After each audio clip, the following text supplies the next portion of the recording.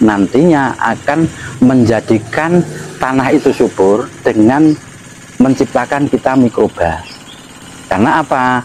Karena sebetulnya mikroba yang nantinya menguraikan bahan organik di dalam tanah atau limbah-limbah itu sebetulnya sudah disediakan dari alam. Dalam Quran surat Hijr mengatakan bahwa Allah menciptakan gunung, Allah menciptakan keseimbangan alam. Nah, kita harus bisa menciptakan alam. Bagaimana? Nah, kita mengolah limbah-limbah yang ada di sekitar kita.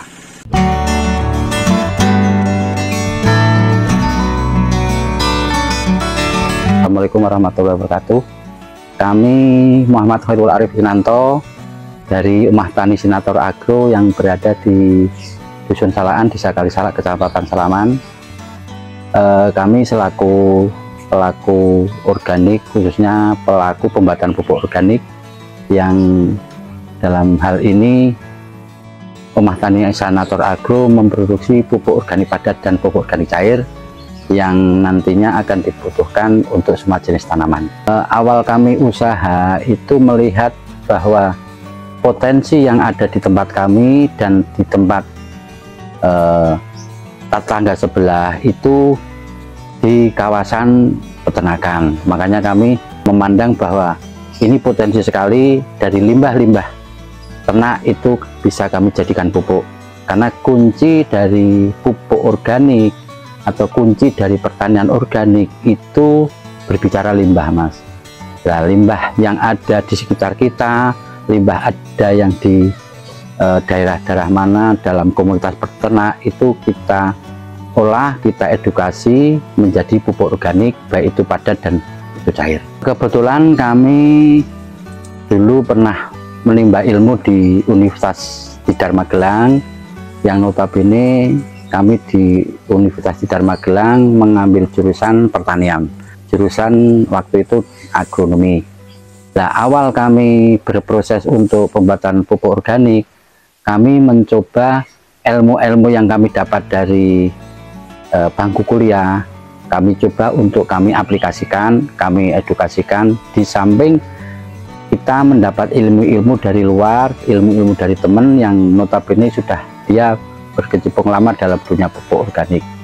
Makanya saya mengadopsikan ilmu-ilmu yang kami dapat dari bangku kuliah dan ilmu-ilmu dari teman-teman biar nanti bersinergi dan menjadikan pupuk yang berkualitas. Landasan kami sebetulnya kami sudah hampir mulai tahun 2010 kami melihat bahwa kondisi pertanian yang ada di sekitar kita dan kondisi pertanian yang ada di daerah manapun itu semakin lama tanah itu kok semakin rusak, tanah itu semakin tandus.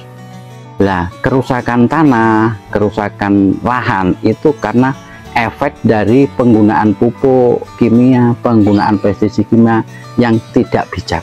Maka dari itu latar belakang kami mengapa kami mencoba untuk berbicara pembuatan pupuk, awalnya bahwa sebetulnya bertani itu kita tidak berbicara pupuk, Mas, akan tetapi bicara kesuburan tanah. Maka dari itu kunci dari kesuburan tanah itu kita mengolah limbah, baik itu limbah pertanian, baik itu limbah ternak, baik itu limbah-limbah sampah perkotaan, nantinya akan menjadikan tanah itu subur dengan menciptakan kita mikroba. Karena apa? Karena sebetulnya mikroba yang nantinya menguraikan bahan organik di dalam tanah atau limbah-limbah itu sebetulnya sudah disediakan dari alam.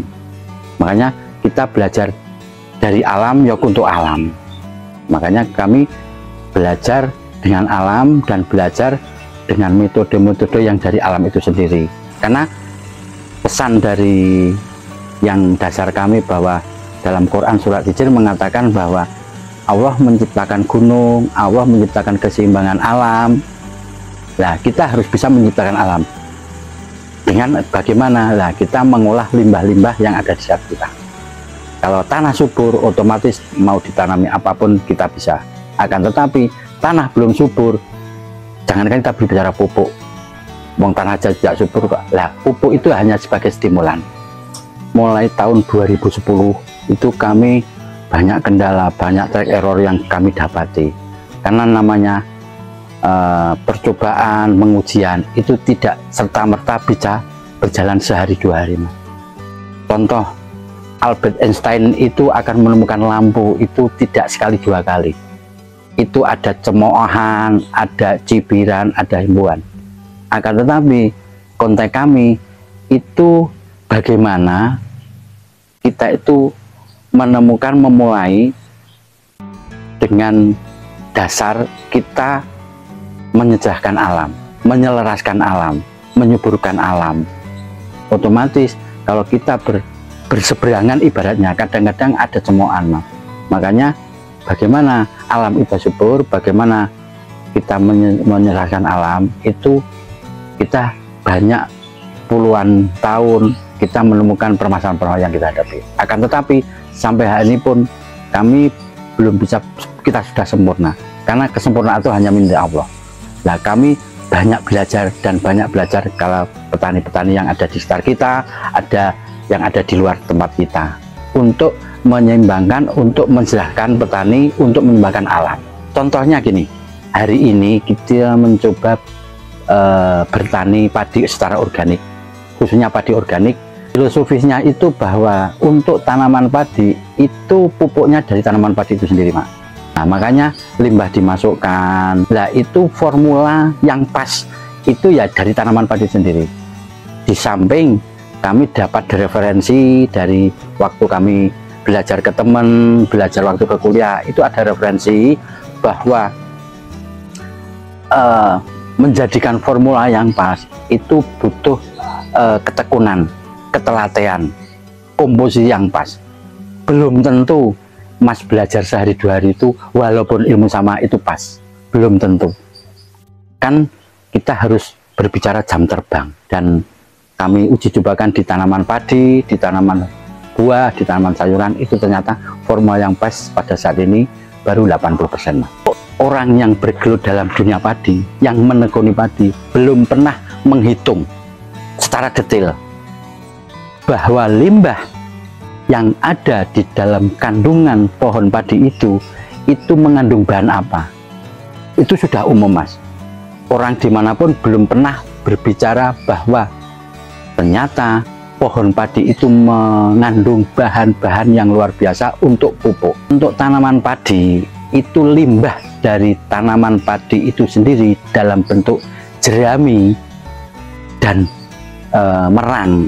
Itu sepengetahuan kami, hasil dari limbah itu dari hasil padinya 1,5 ton, limbahnya mengandung pupuk dalam bentuk N itu 7 kilo, bentuk P-nya 9 kilo, bentuk K-nya 12 kilo, dan yang paling istimewa itu bentuk silikanya itu 61%. Nah, padahal komposisi dan komponen dari pupuk itu sendiri itu sudah mencukupi kebutuhan makro untuk budidaya tanaman padi sendiri. NPK-nya sudah tercukupi, mikronya sudah ada, terdorong dari silika. Belum dari limbahnya, dari sekamnya. Dibikin arang sekam itu mengandung biosilika yang menjadikan lahan tersebut media mikrobanya akan hidup karena dia sebagai penstabil pH, dan dia mengandung boron yang mengandung unsur untuk buah.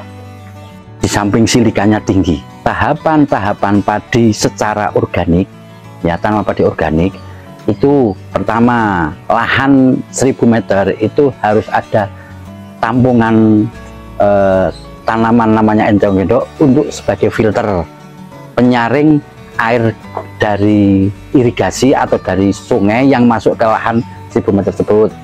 Yang kedua kalinya, tanah sebelum dibajak itu ditaburi kapur dolomit dengan jumlah 1000 meter itu 1 kintal. Yang kedua, penyemprotan dekomposer. Penyemprotan dekomposer itu membutuhkan 1 liter dekomposer untuk 1000 meter. Selanjutnya itu proses pemberian kapur dan penyemprotan dekomposer fungsinya untuk mengolah limbah dari tanaman padi itu sendiri dalam bentuk jerami dan damen, jerami dan merang, itu menjadikan pupuk tanaman padi itu sendiri. Selanjutnya baru kita bajak.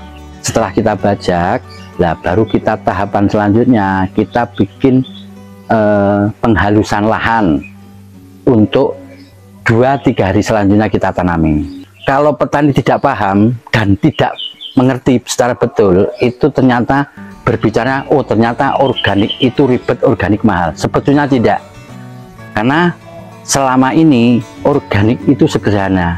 Makanya dunia pertanian organik apapun itu kita memandang tidak sepotong-sepotong, Mas.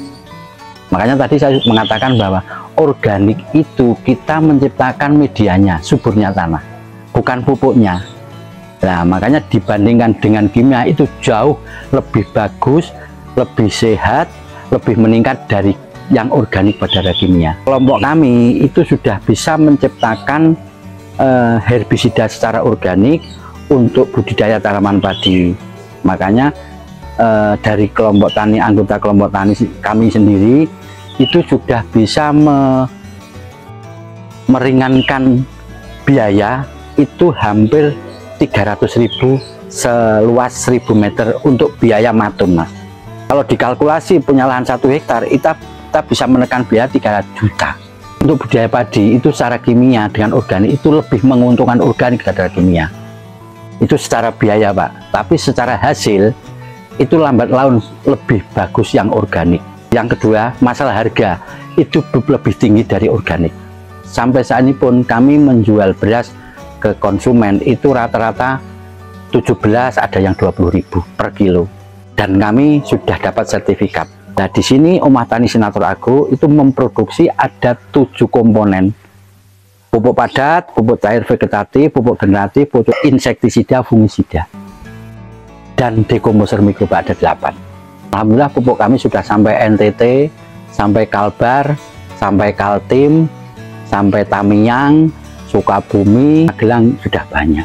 Karena dasar kami itu tadi bahwa kami ingin mencoba mensejahterakan petani, memakmurkan petani, khususnya petani apapun. Dengan kunci petani sejahtera, petani itu makmur, negara akan makmur. Bahasa Jawanya harus ngewongke, ngarahke, ngaruhke, nguri, dan ngerengkuh. Saya bukan menjadikan nanti orang kaya, saya tidak menjadikan orang sukses, tapi saya ingin menjadi orang yang bermanfaat. Omah Tani Sinator Agro, kami di sini nanti bisa belajar bersama untuk menciptakan produk-produk atau dekomposer yang berkualitas. Nama kami yang tadi saya sebutkan, nomor HP-nya 081 359 906 106. Kuncinya pakai ilmu. Makanya belajar dengan ilmu itu akan mudah, belajar dengan seni itu indah, belajar dengan agama akan terarah. Semoga ilmu bermanfaat, bermartabat, dan kalau ingin belajar yuk kita sama-sama. Jangan lupa subscribe Jejak Rezeki YouTuber Kreatif.